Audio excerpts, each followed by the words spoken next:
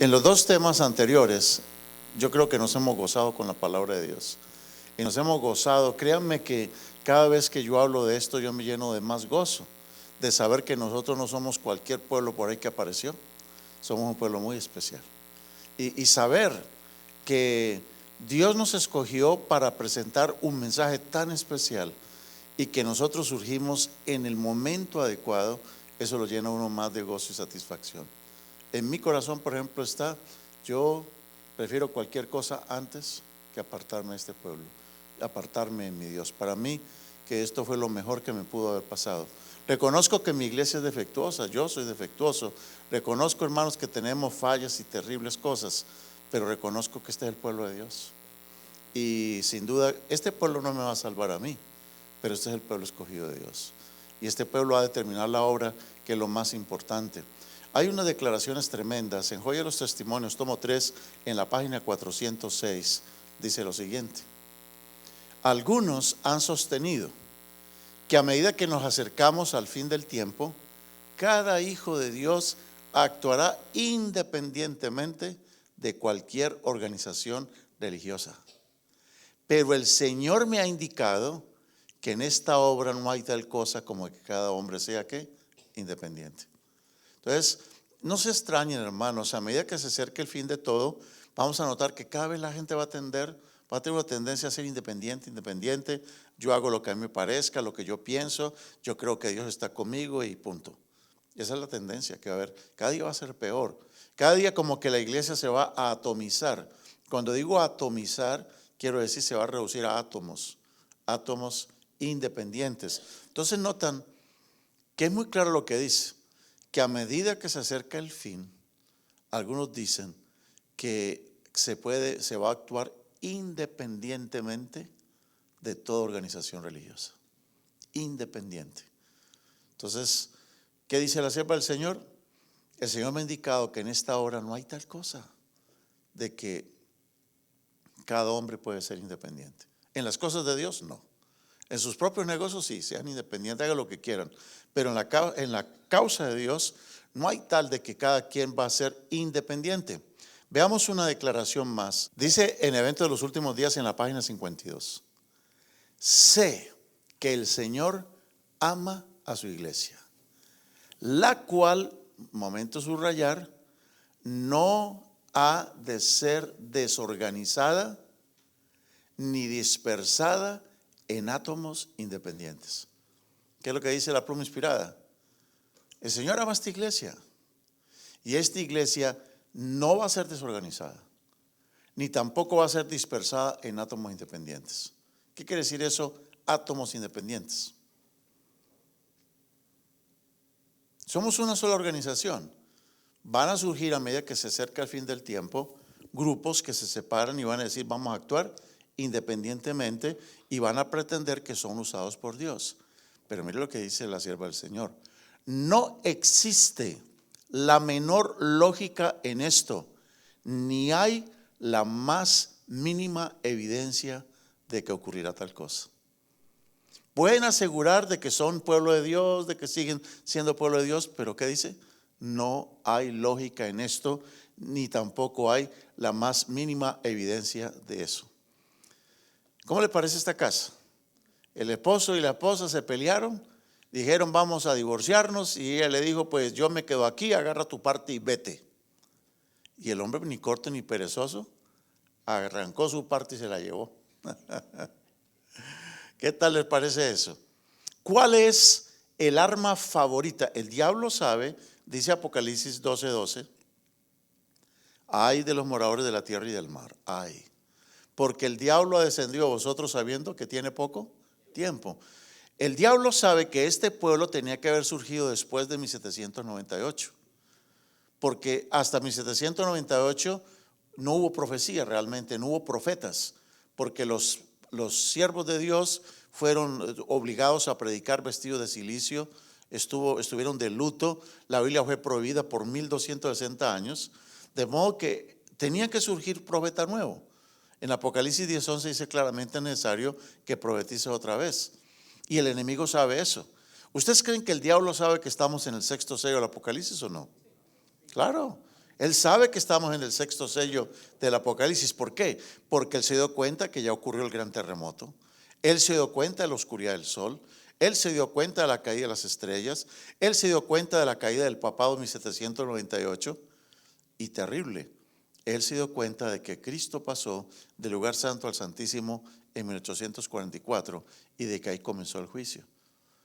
Y Él sabe que según el libro de Joel capítulo 2 versículo 28 al 32, en los días cuando el sol se iba a oscurecer, cuando el sol se oscurecería y la luna no daría resplandor, Dios levantaría no un profeta, sino un pueblo de profetas, donde dice claramente: profetizarán vuestros hijos y vuestras hijas, vuestros jóvenes tendrán visiones, los ancianos tendrán sueños.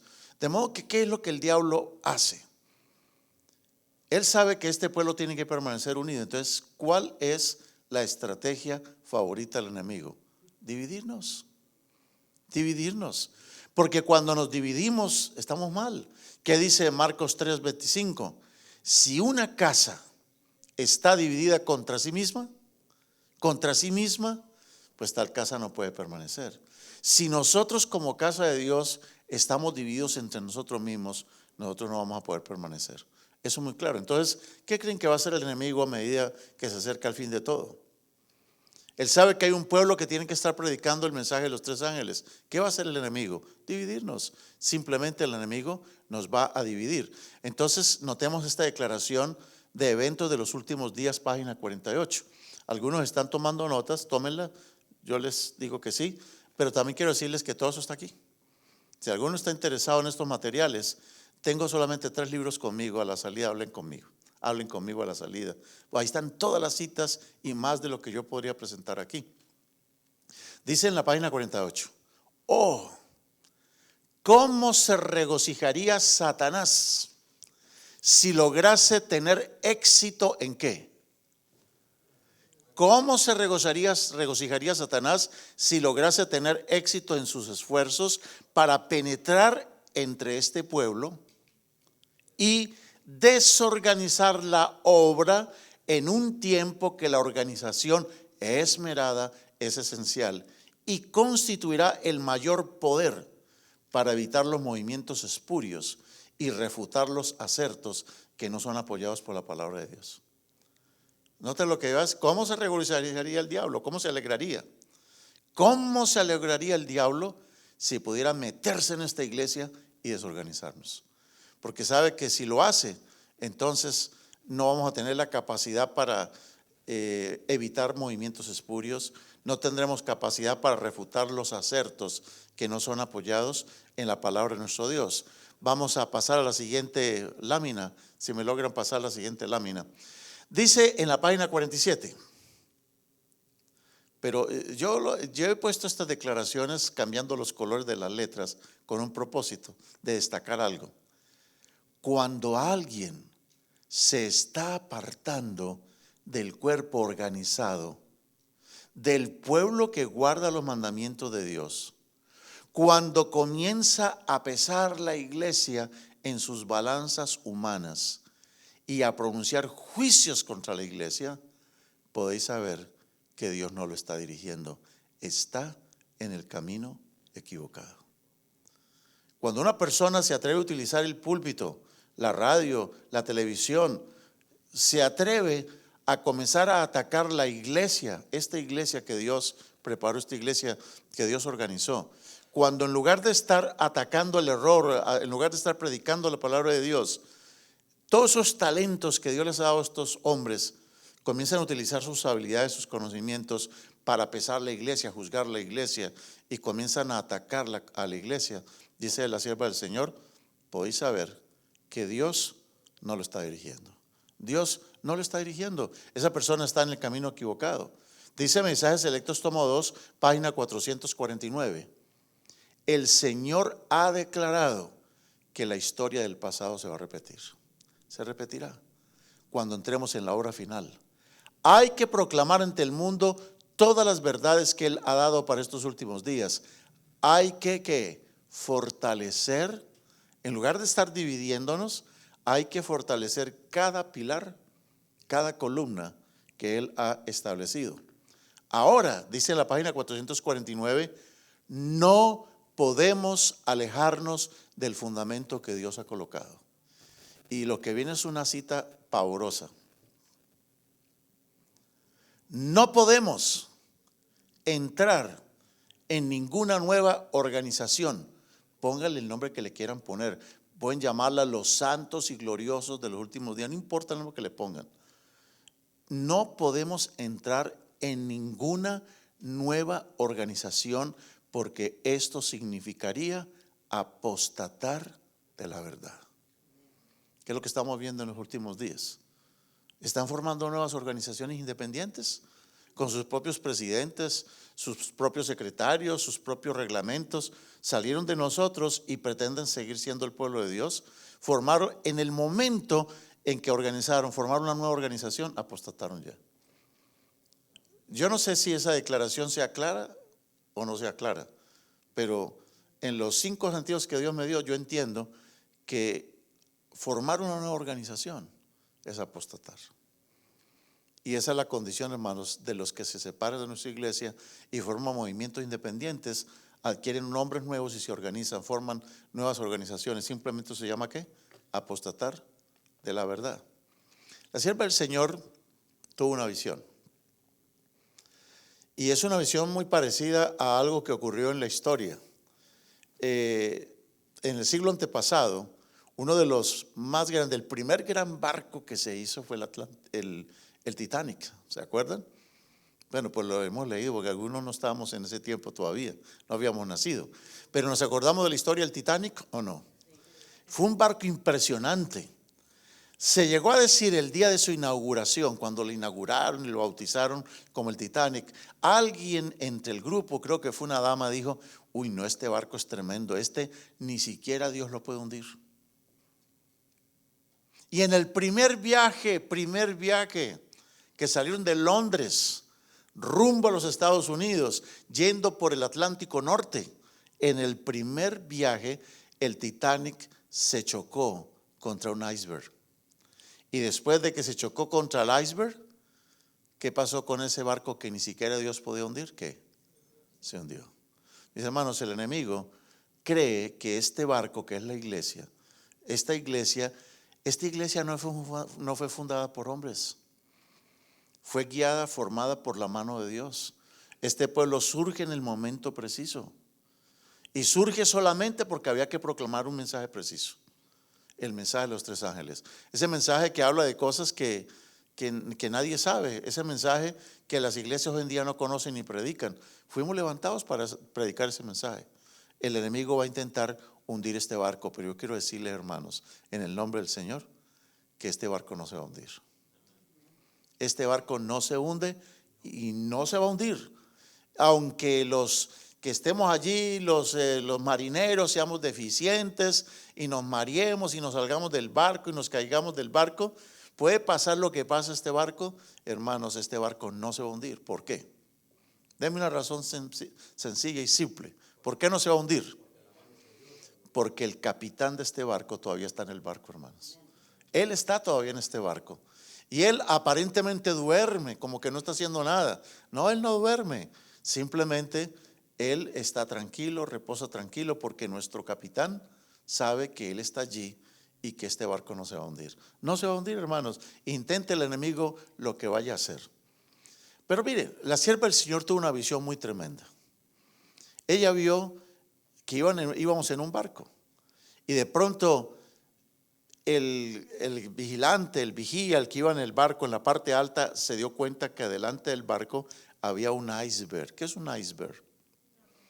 Un témpano de hielo, donde la parte que no se ve, la que está por debajo del agua, es la más peligrosa, es la más grande. Hay cosas que aparentemente usted no ve tan malas.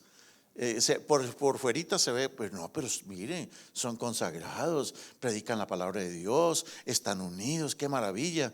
Pero no se dan cuenta lo que está por debajo del agua, lo que no cuentan. Entonces dice ella que una noche fue presentada claramente una escena delante de mí. Navegaba un barco en medio de una densa neblina, De pronto el vigía exclamó: iceberg a la vista. Y allí, como una elevada torre por encima del barco, estaba un gigantesco iceberg. ¿Qué hacer? ¿Qué hacer ante ese peligro? ¿Quién será ese iceberg? ¿Quién está detrás de ese iceberg? El enemigo. Él quiere que este barco se hunda, pero este barco Dios no lo va a hundir. Este es el único barco que Dios no va a hundir. No lo va a hundir. Bueno, una voz autorizada. ¿De quién será esa voz autorizada? Cuando el hombre grita: iceberg a la vista, una voz autorizada gritó: hazle frente. Vamos de frente, dele de frente. El error del Titanic, dicen los expertos, fue que no se fueron de frente contra el iceberg, sino que trataron de maniobrar y desviarse, y al desviarse, el iceberg fue rasgando todo un lado del barco y por ahí se metió el agua y se hundieron todos. Pero en este caso, una voz autorizada dijo: hazle ¿qué? Frente, vamos de frente. No hubo un momento de vacilación. Se demandaba acción instantánea. El maquinista dio marcha a todo vapor y el timonel dirigió el barco directamente contra el iceberg. ¿Se imagina el golpe? ¿Se imagina? Con un crujido golpeó el témpano.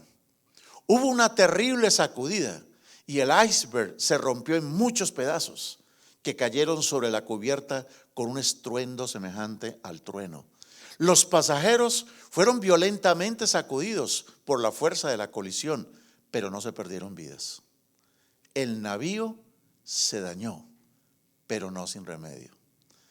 Rebotó por el contacto, temblando de proa a popa como una criatura viviente. Entonces siguió adelante en su camino. ¿Qué significa para nosotros eso? Hoy, hermanos, el enemigo quisiera ver a este barco como así, ¿sí o no? Así nos quiere ver el enemigo. Inservible. ¿Para qué sirve este barco? Inservible ahí en la orillita, con el agua por dentro. ¿Para qué sirve un barco de esto? Miren, hermanos, vuelvo a sacar la cita de Joya de los Testimonios, tomo 3, página 406. Oh, ¿cómo se regocijaría Satanás si lograse tener éxito en sus esfuerzos para penetrar entre este pueblo, desorganizar la obra en un tiempo en que la organización esmerada es esencial? Y la organización constituirá ¿qué cosa? ¿La organización qué va a constituir? La organización constituirá el mayor poder para evitar los movimientos espurios. Si una organización, cada quien hace lo que quiere, cada quien predica lo que quiere. Si no hay organización, hermano, los movimientos espurios minan este barco y lo hunden. Y si no hay organización, no tendremos poder para refutar los asertos, esas cosas que andan asegurando que no tienen apoyo de la palabra de nuestro Dios. Hoy nuestro barco, nuestra iglesia, está navegando en aguas peligrosas. Vamos a ver muchos icebergs flotando. Vamos a estar en medio de terribles peligros.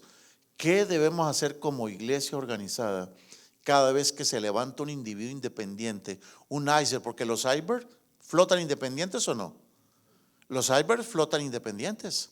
Ellos se han desprendido de esas capas de hielo, se desprenden y flotan por el mar. Cuando nosotros veamos, y lo vamos a seguir viendo, muchos témpanos flotando, atacando la iglesia, ¿qué deberíamos hacer? Cuando se nos aparezca un iceberg, el que sea, ¿qué vamos a hacer? ¿Qué vamos a hacer? Hazle frente. Eso fue lo que dijo la sierva del Señor. O la sierva del Señor, no, una voz autorizada. Ahí dijo claritamente, una voz de gran autoridad dijo ¿qué? Hazle ¿qué? Hazle frente. Bien, mis hermanos, a ver, se me fueron las láminas. Si podemos seguir avanzando allí, a ver qué ocurrió con la lámina. Entonces, hazle frente. Ese es el comienzo otra vez. Esa es la primera lámina. ¿Qué estará pasando? Bueno, ustedes saben qué es lo que está pasando, ¿no? Ustedes saben que quién quiere que esto no se sepa, pero sí, Sí, avánzalo. No sé por qué pasa esto, pero no hay problema, hermanos.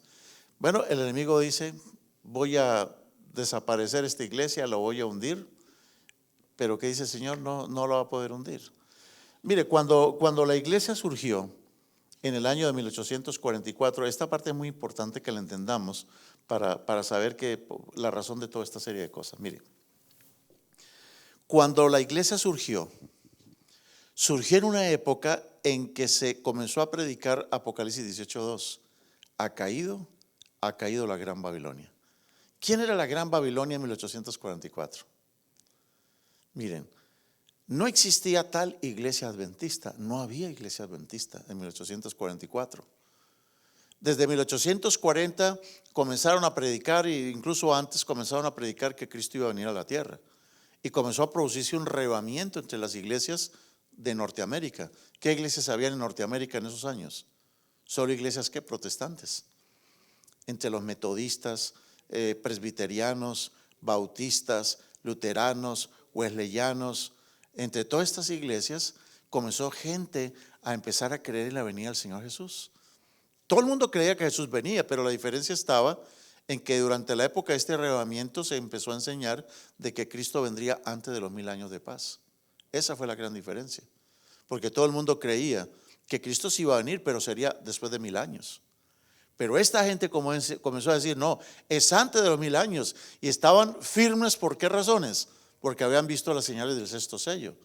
Y para acabar de completar, Guillermo Miller comenzó a predicar que en 1840, 1843, 1844, ellos fijaron varias fechas, el movimiento.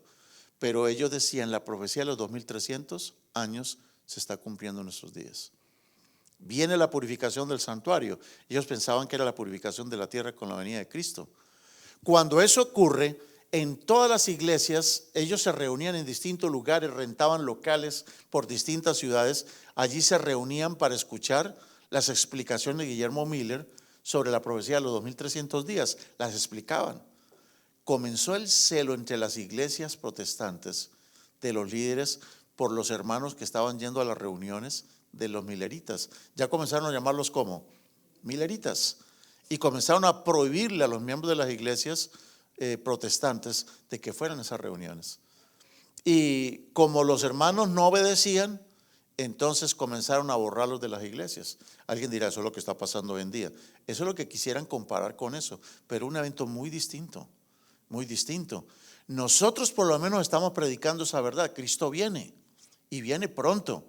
Pero era que las iglesias protestantes de aquellos años no creían que Jesucristo venía pronto, no creían. Los amenazaron de que si ellos continuaban asistiendo a esas reuniones, los iban a expulsar de las iglesias. ¿Y qué hicieron los hermanos? Pues que nos expulsen. Nosotros creemos que el Señor viene. Al ser expulsados de las iglesias, los mileritas que no estaban organizados dijeron, oh, no, no, no. Esta iglesia metodista de la que yo vengo es Babilonia ya, cayó Babilonia. Todas las iglesias organizadas de 1844 fueron llamadas Babilonia por los mileritas. Ellos decían, todas esas iglesias son Babilonia, están caídos. ¿Por qué? Porque se hicieron habitaciones de demonios, guaridas de espíritus inmundos y albergues de toda ave inmunda y aborrecible. Eso decían los mileritas. Por lo tanto, hermanos, dice en Historia de la Redención, página 419, que ese mensaje de la caída de Babilonia, tal como lo dio el segundo ángel con la mención adicional de las corrupciones que se han introducido en las iglesias, ese mensaje comenzó a predicarse ¿desde cuándo? Desde 1844. ¿Qué predicaban ellos? Todas las iglesias de este país son Babilonia. ¿Y por qué son Babilonia? Porque se oponen a la predicación del mensaje de la segunda venida de Cristo. Que nos digan a nosotros hoy en día que nosotros somos Babilonia, no puede ser, porque nosotros no andamos oponiéndonos al mensaje de la segunda venida de Cristo. Ustedes saben bien que hay 3 errores fundamentales de Babilonia. ¿Qué es lo que hace a Babilonia ser Babilonia? Tiene algunas doctrinas terribles, como cuáles: la inmortalidad del alma y la santidad del domingo. Dije 3, pero son 2 realmente. Son 2 doctrinas básicas. Cuando alguien predica de la inmortalidad del alma y la santidad del domingo, eso es parte de Babilonia. Cuando la iglesia adventista del séptimo día, con todos sus errores y falencias que tenemos, ha predicado la inmortalidad del alma y la santidad del domingo? ¿Cuándo? Nosotros al menos predicamos de que el alma muere. Nosotros predicamos de que el domingo no es el día del Señor, que el sábado es el día del Señor. Esa es nuestra predicación característica. Por eso nosotros no calificamos para ser llamados Babilonia. Llámenos la Odisea si quieren, pero no Babilonia. Somos la Odisea, pero no Babilonia. La Odisea porque de pronto nos hemos jactado del conocimiento que tenemos y como creemos que sabemos tanto, no necesitamos nada. Pero esa es una cosa distinta a decir que somos Babilonia. La iglesia adventista no es Babilonia. Y todas esas iglesias protestantes fueron declaradas Babilonia.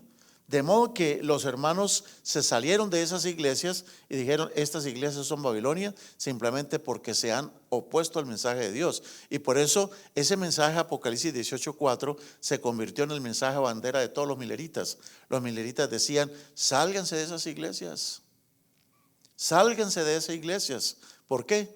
Porque esas iglesias han apostatado, no aceptan el mensaje del advenimiento de Cristo, no creen en las señales del sexto sello. Salgan de esas iglesias.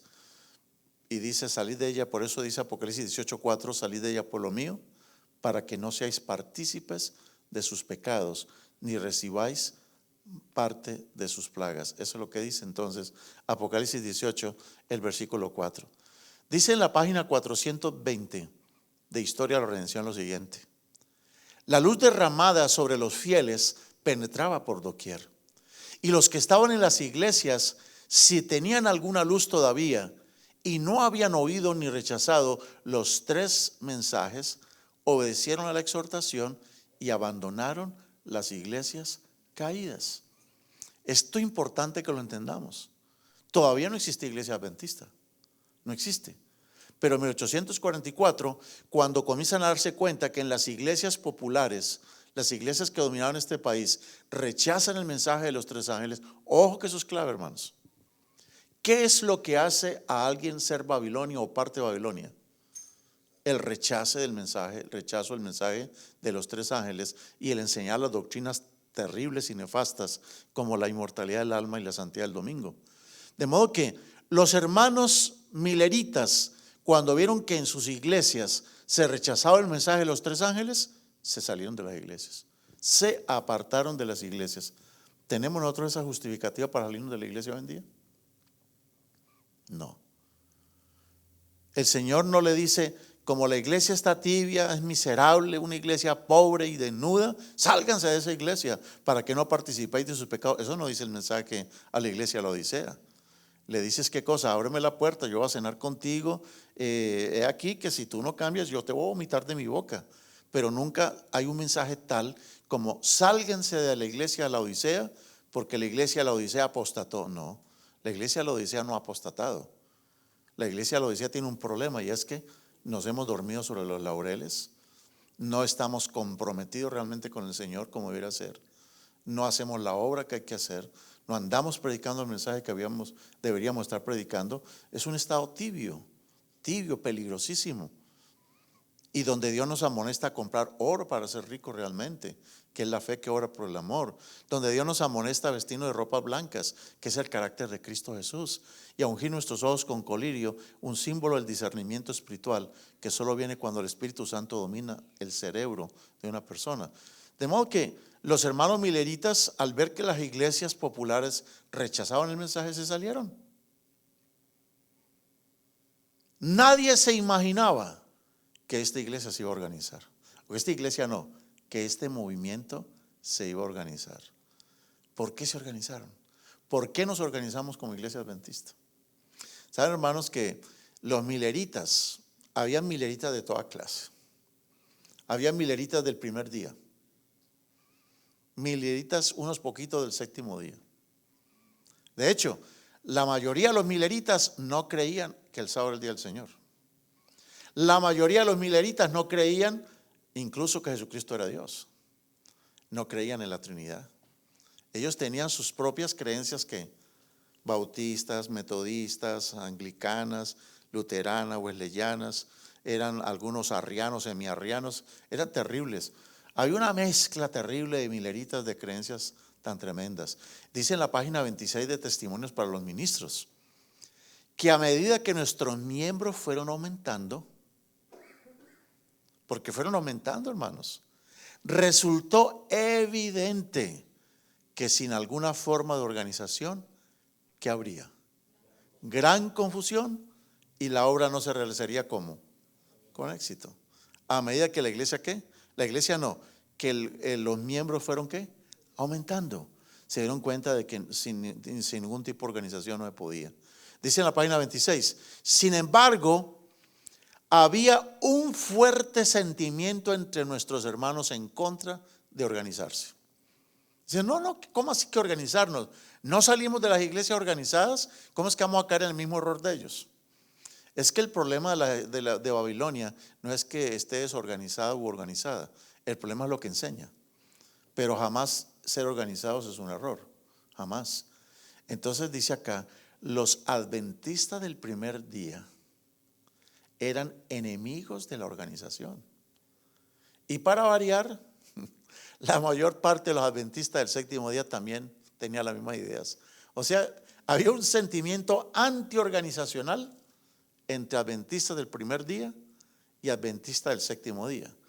En otras palabras, había una oposición a la organización entre mileritas que guardaban el domingo y mileritas que guardaban el sábado, porque ya empezaron a aparecer mileritas que guardaban el sábado.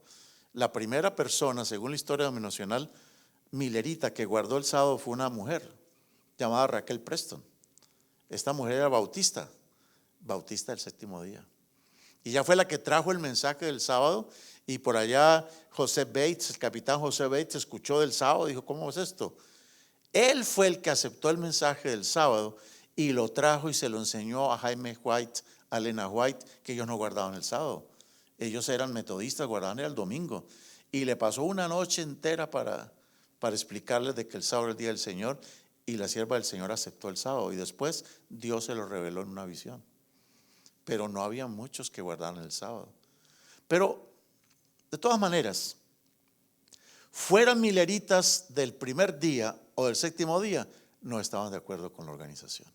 Porque la organización para ellos era un sinónimo de Babilonia. Pero ¿qué ocurre? Dice en la página 26, buscamos al Señor con ferviente oración para poder entender su voluntad. Y nos fue dada luz por su Espíritu en el sentido de que debía haber orden y disciplina cabal en la iglesia. La organización era esencial. Pero ¿había oposición o no? Había resistencia a la organización. Pero está diciendo la pluma y inspirada, está diciendo el Señor, sin organización no se puede. La organización era ¿qué? Esencial.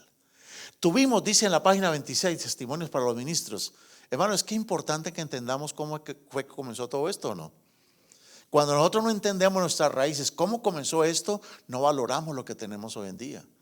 Muchos hoy en día que ni conocen cómo comenzó la iglesia, no les importa desorganizarla, eliminarla, hacer lo que sea, porque no conocen las raíces. Por eso siempre he dicho, el que no conoce sus raíces, se la pasa de rama en rama. Se la pasan entre las ramas, porque no conocen las raíces. Tuvimos, dice la sierva del Señor, una lucha para establecer la organización. A pesar de que Dios dio testimonio tras testimonio sobre este punto, la oposición era fuerte. Y hubo que hacerle frente una y otra vez. Pero sabíamos que el Señor Dios de Israel estaba conduciéndonos y guiándonos por su providencia. No querían la organización. A ver, ¿por qué no querían la organización? Porque pensaban que era ¿qué? Babilonia. ¿Tenían sus razones o no? Ellos tenían sus miedos, claro, y hay que entenderlos a ellos, ponernos sus zapatos. Ellos tenían miedo. Pero miren qué declaración tan importante, la de la página 26. He aquí 4 o 5 razones por las cuales dicen que fue necesaria la organización. Y yo quiero que ustedes me digan si hoy en día esas razones siguen siendo valederas.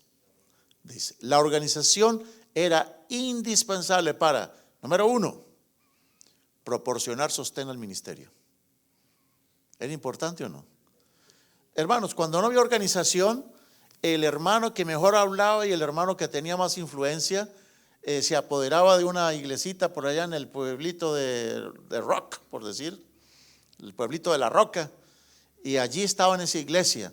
Por ahí había otra iglesia de menos miembros, ahí tenía su propio líder y ese era el que mandaba y todo eso, ¿no? De modo que, como no estábamos organizados, no era bueno ser pastor de una iglesia de pocos miembros, sino ser pastor de una iglesia ¿qué? Con muchos miembros. Porque ¿cómo se tomaba el salario el pastor? De acuerdo al número de los miembros. Entonces no es bueno ser pastor de una iglesia de 30 miembros que una iglesia de 300 miembros. Cuando la gente es independiente, ¿quién determina el salario del pastor?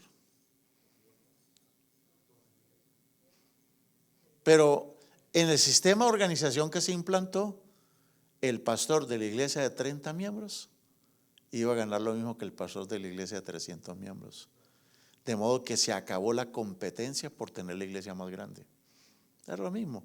Ahora era una ventaja tener una iglesia de 30 miembros porque era menos trabajo. Le iban a pagar lo mismo para tener una iglesia de 300, mejor me quedo con la de 30. Estoy hablando, pensando humanamente, ¿no? Entonces, hermanos, la organización era indispensable ¿para qué? Número uno, para proporcionar el sostén del ministerio.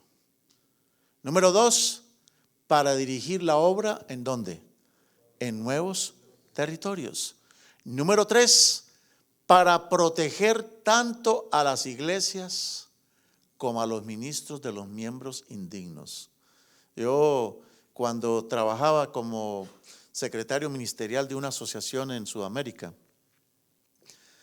yo hacía muchos viajes y en una de esas conocí una iglesia. En esa iglesia un día había llegado un cieguito. Llegó con su esposa y con 2 niños. Los pobrecitos, pues él ciego. Y cómo sostenía a la familia, 2 niños.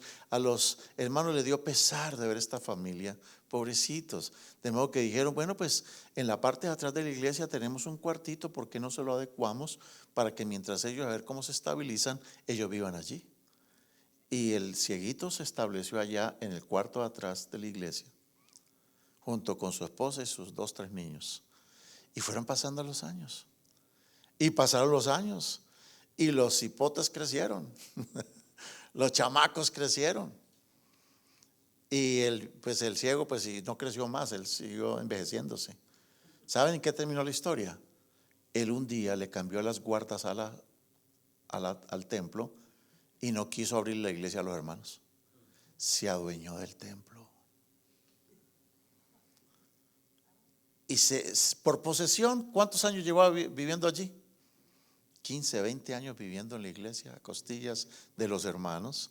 Se adueñó del templo y le cambió las guardas. Y porque se enojó un día, se enojó porque las hermanas predicaban en el púlpito. ¿Cómo que las mujeres hablan en la congregación? La Biblia dice que la mujer le prohíbe terminantemente que hable en las congregaciones. La mujer tiene que ser callada. Y como habían hermanas que querían escuela sabática y todo eso, se enojó el viejo. Y dijo, no, usted no me obedece, enciérrole. Y le cambió las guardas y hermano se adueñó del templo. Hermanos, ¿será que la organización era importante para proteger tanto a las iglesias como a los ministros o no? Sí, el día que se enojó se llevó el templo y ¿quién se lo quita? A ver. Eso, vinieron las demandas y tuvieron que ofrecerle miles y miles de pesos colombianos, para que el viejito se calmara y se saliera y se fuera. Pero miren, el hombre logró pagar, vivir gratis 15, 20 años. Sus muchachos crecieron y cuando crecieron ayudaron a su papá para demandar a la iglesia, a la obra organizada y quedarse con el templo o por lo menos con una indemnización. Increíble, hermanos. Cuando no hay organización, el jefe de esa iglesia puede hacer y deshacer o no. ¿Quién lo controla? ¿Quién lo va a controlar? Bueno, hermanos, dice que la cuarta razón por la cual era importante la organización era para retener las propiedades de la iglesia. Y yo alabo a mi Dios por eso.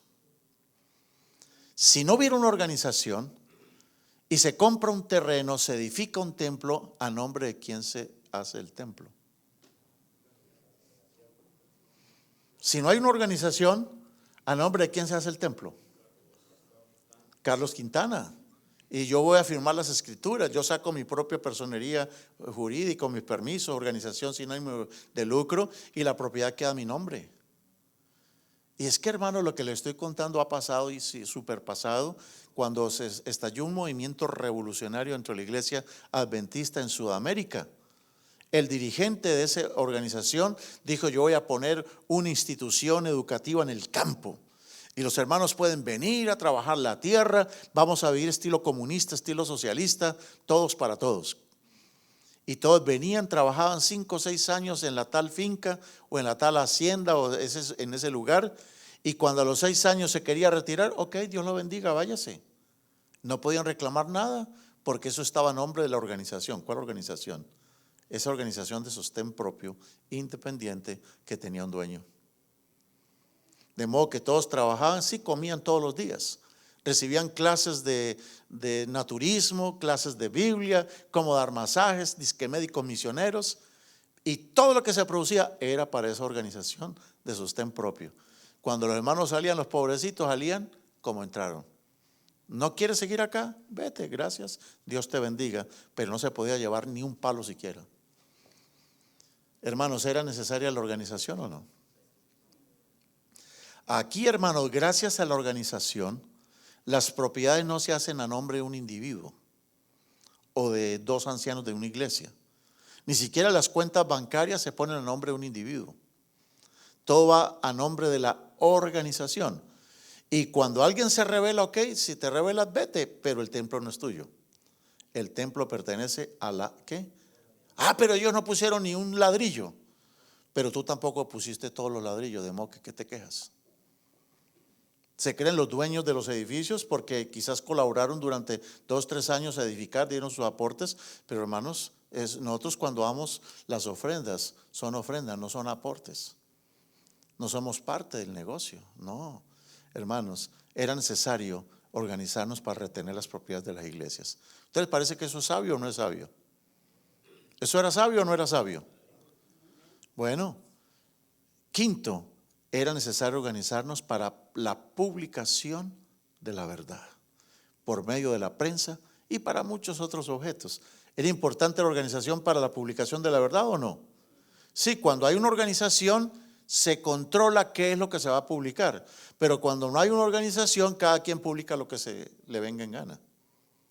Yo estaba, hermanos, en Los Ángeles, California, como pastor asociado a la Iglesia Central de Los Ángeles, y un día recibí una llamada telefónica. Era de una radio en la ciudad de Los Ángeles. Y el locutor me entrevistó por el teléfono y me invitó a que fuera a la radio. Y yo pues me fui emocionado. Qué bueno, me dan la oportunidad para predicar. No, ¿qué cuento predicar? Era para otra cosa. Era una trampa. Y allí llego yo a la radio y de pronto el hombre me dice: ¿usted conoce esto? Y me sacó un periódico. Ese periódico, cuando yo lo vi, era un capítulo del Conflicto de los Siglos que lo publicaron estilo periódico. Aparecía la foto del Papa Juan Pablo II, del presidente Bush, allí juntos, y una cantidad de cosas y letreros grandes donde decía: la bestia recibida por los Estados Unidos. ¡Wow! Pero todo era un capítulo del Conflicto de los Siglos. Ni siquiera, lo único que no era el Conflicto de los Siglos fueron los titulares del periódico. Pero el resto era puro Conflicto de los Siglos. Y el hombre me dice: ¿esto es de ustedes? Y yo lo miro. ¿Usted reconoce este material? Sí, yo lo reconozco. Resulta que en ese año vino el Papa a los Estados Unidos y estaba visitando una de las ciudades grandes de este país, y los independientes, los adventistas independientes que se separaron de la iglesia, los disidentes, mandaron a hacer esa publicidad y repartieron por miles y miles por las calles de esa ciudad, de todas maneras que la gente bien católica recibía esas cosas y la gente se estaba ¿qué? ¿Ofendiendo o no se estaban ofendiendo? Estaban ofendidos, que ¿qué ofensa es esta? Y me decía el hombre: ¿esto es de ustedes? Le decía: mire, el mensaje que está allí yo lo reconozco. ¿Ese mensaje es de ustedes? Sí, yo lo reconozco. Eso viene de una de nuestras publicaciones. Entonces usted acepta que ustedes, la iglesia adventista del séptimo día, fue lo que hicieron esto. Le dije, yo no acepto eso. Nosotros no fuimos. Entonces, ¿quiénes fueron? Fue un movimiento disidente. Pero bueno, pero es cierto lo que dice allí. Dice, mire, lo que está allí es cierto, pero esa no es la manera como nosotros trabajamos como iglesia. Nosotros hablamos de esto en nuestras reuniones especiales, invitamos a la gente y la gente sabe a qué va. Y allí les hablamos y todo esto. Pero nosotros no acostumbramos a estar ofendiendo a la gente y desatando persecuciones antes de tiempo. La sierva del Señor es muy clara en eso. Debemos evitar a toda costa que nos persigan. Debemos presentar el mensaje, sí, pero no debemos provocar al enemigo tampoco. No debemos provocarlo, porque eso trae oprobio a la obra. Esa gente lo que estaba logrando fue que las puertas de todas las casas de esa ciudad se cerraran al mensaje adventista. Porque estos son unos, ¿cómo diríamos? Fanáticos. Nosotros no trabajamos de esa manera. Nosotros primero nos ganamos el corazón de la gente, apelamos a la razón, apelamos al intelecto, le mostramos las cosas y poco a poco la persona va entendiendo hasta que acepta el mensaje. Pero jamás agarramos a la gente a bofetadas ni a darle con el espíritu de profecía por la cabeza a la gente. Esa no es nuestra manera de trabajar. Entonces, hermanos, ¿era necesaria la organización o no? Era necesaria la organización. Esas son las 5 razones y había muchos más. Dice en la página 26, nos fue dada luz por su espíritu en el sentido de que debía haber orden y disciplina cabal en la iglesia. La organización era esencial. El sistema y el orden se manifiesta en todas las obras de Dios y a través del universo. El orden es la ley del cielo y debe ser la ley del pueblo de Dios en la tierra. Amén. Hermanos, el orden, nadie puede hacer lo que quiera. Dice en Joya de los Testimonios, tomo 3, página 406. Necesitamos sostener en forma pareja las riendas. ¿Qué quiere decir sostener las riendas en forma pareja? ¿Qué quiere decir? ¿Cuántos aquí hemos sido jinetes? Ok. ¿Qué pasa cuando tú vas en tu caballo y no sostienes las riendas pareja y como que le das las más de este lado? ¿Qué pasa? El caballo se voltea para este lado. Aquí el hermano Anselmo es un experto en domar caballos y toros salvajes, hermano. ¿Qué pasa si usted le hace muy fuerte así a las riendas? Llega el momento en que el caballo te bota. Entonces dice, debemos sostener las riendas de la iglesia en forma ¿qué? Pareja. Ni tirando a la derecha, ni tirando a la izquierda. Ni ultraconservadores, ni ultraliberales. No, de una forma ¿qué? Pareja. Porque, ¿con qué objetivo? A fin de que no se quebrante el sistema de organización y el orden que fue edificado por una labor sobria y cuidadosa. Esta organización fue dedicada, ¿de qué manera? ¿De una manera qué? Sobria y cuidadosa. Y hoy en día gente que ni conoce de dónde vino la iglesia, ni por qué apareció la iglesia y por qué nos organizamos, quieren acabar con la organización con un plumazo. ¿Cómo? ¿Por qué? No puede ser. Y por eso dice acá, no se debe dar licencia, no se debe dar permiso, licencia a los elementos desordenados que desean controlar la obra en este tiempo. ¿Qué es lo que desean? Controlar. Y dice, no se les puede dar licencia. Página 406 de Joya de los Testimonios 3. Algunos han sostenido que a medida que nos acercamos al fin del tiempo, cada hijo de Dios actuará independientemente de cualquier organización religiosa. Pero el Señor me ha indicado que en esta hora no hay tal cosa como que cada hombre puede ser independiente. No hay. Eso no existe, hermanos. Nada de eso. Dice en Eventos de los Últimos Días, página 52. Sé que el Señor ama a su iglesia, la cual no ha de ser desorganizada ni dispersada en átomos independientes. No existe la menor lógica en esto, ni hay la más mínima evidencia de que ocurrirá tal cosa. Recordemos la declaración de Marcos 3:25. Si una casa está dividida contra sí misma, ¿qué? Tal casa no puede permanecer. Y otra vez la declaración, es la tercera vez que le pongo esta declaración, es que es muy importante. Página 48. Oh, cómo se regocijaría Satanás si lograse tener éxito en sus esfuerzos para penetrar este pueblo y desorganizar la obra en un tiempo en que la organización esmerada es esencial y constituirá el mayor poder para evitar los movimientos espurios y refutar los acertos que no son apoyados por la palabra de Dios. Cuando alguien se está apartando del cuerpo organizado del pueblo de Dios que guarda los mandamientos de Dios, cuando comienza, y segunda vez que ponemos esta cita, cuando comienza a pesar la iglesia en sus balanzas humanas y a pronunciar juicios contra esta iglesia, podéis saber que Dios no lo está dirigiendo. Y puede sacar mucho espíritu, profecía y mucha Biblia, que saque todos los libros si quiere. Pero el solo hecho de estar atacando esta iglesia, esa persona, Dios no la está dirigiendo, esa persona está en el camino ¿qué? Equivocado. El Señor ha dicho que lo que ha pasado, ha ocurrido en el pasado, se va a repetir otra vez. Estas divisiones ocurrieron ya en el pasado. Y cuando entremos en la hora final se va a repetir. Hoy lo que hay que proclamar el mundo, ¿qué es? ¿Qué es lo que hay que proclamar? ¿Las fallas de la iglesia? Hermanos, a mí me han dado unos deseos de llorar, créanme honestamente. Yo siento un dolor profundo cuando de pronto sintonizo una radio por allí y escucho a un supuesto predicador nuestro, de los nuestros, atacando furiosamente la organización. ¿Cómo me duele? ¿Cómo me duele? Que la gente que no tiene nada que ver con nosotros, gente de afuera, de otras religiones, pentecostales, bautistas, oigan cómo los adventistas son atacados por los mismos adventistas. Wow, hermano, eso es salvaje, hermano, eso no tiene palabra, eso no tiene perdón, hermanos.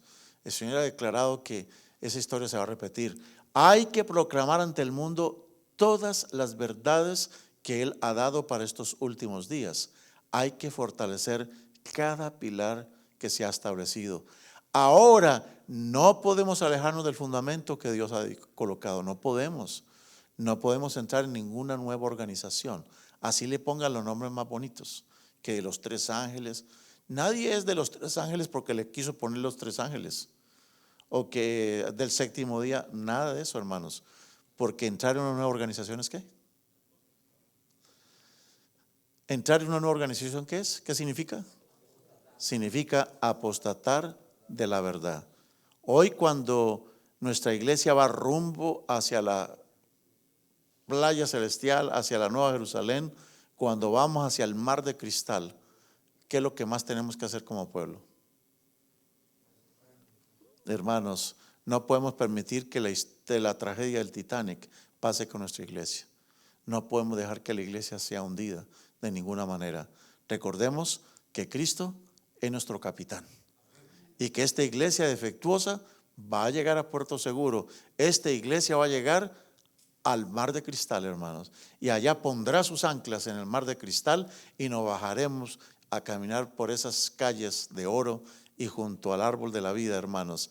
Cuando veamos que estos témpanos se levantan, ¿qué tenemos que hacer? Lo que dijo la sierva del Señor en la visión. ¿Qué es lo que tenemos que hacer? ¿Hacerle qué? Hacerle frente cuando veamos eso. Esa fue la visión que ya nosotros, no voy a leerlas otra vez, pero hermanos, no permitamos que el enemigo hunda ¿qué? Este barco. Y esta se la paso rápido porque ustedes ya lo vieron. Simplemente termino con esta parte aquí. ¿Qué dice el Señor? ¿Qué tenemos que hacer? Hacerle frente. Miren, mañana vamos a estar hablando del ADN de la disidencia. ¿Del qué? ADN. ¿Qué es eso de ADN?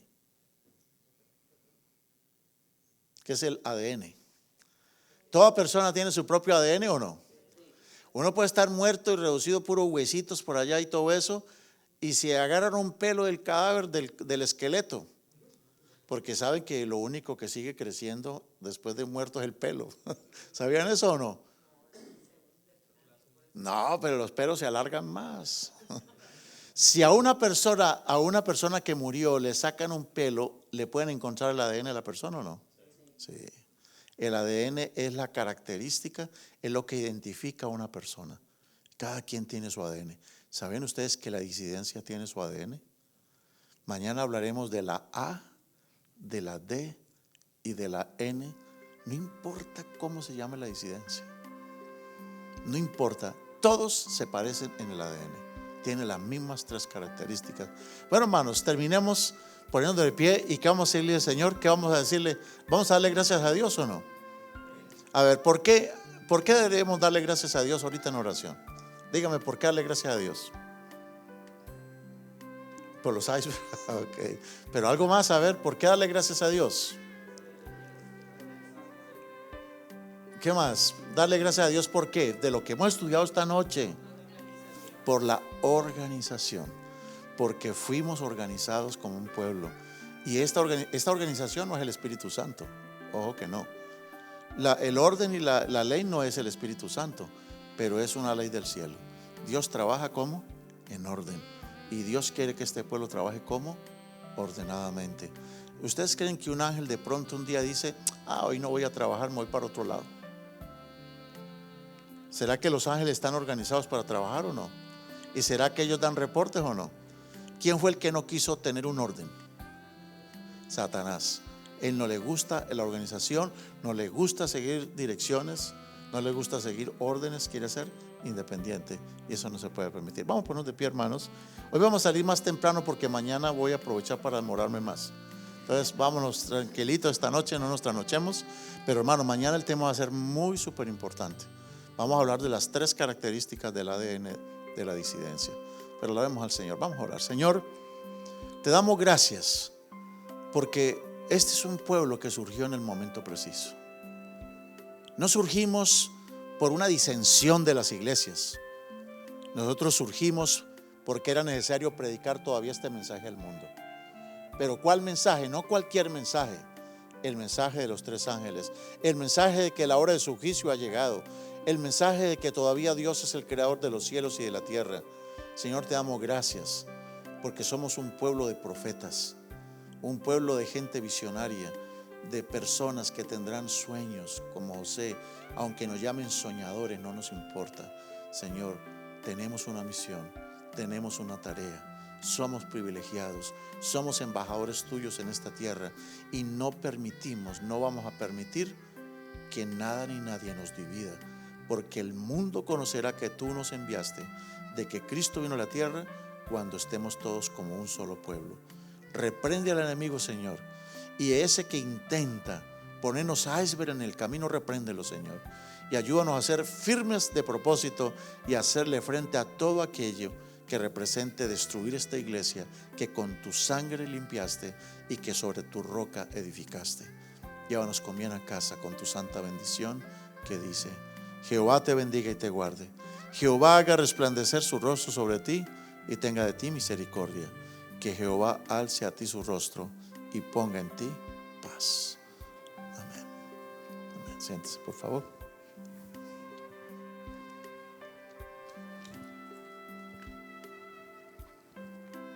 Mañana, hermanos, vamos a necesitar por lo menos 2 horas y media para terminar. Entonces es una mini vigilia. Comienza a las 7, esperamos irnos como a las 9:30 o 10 por máximo, pero mañana terminamos toda la temática.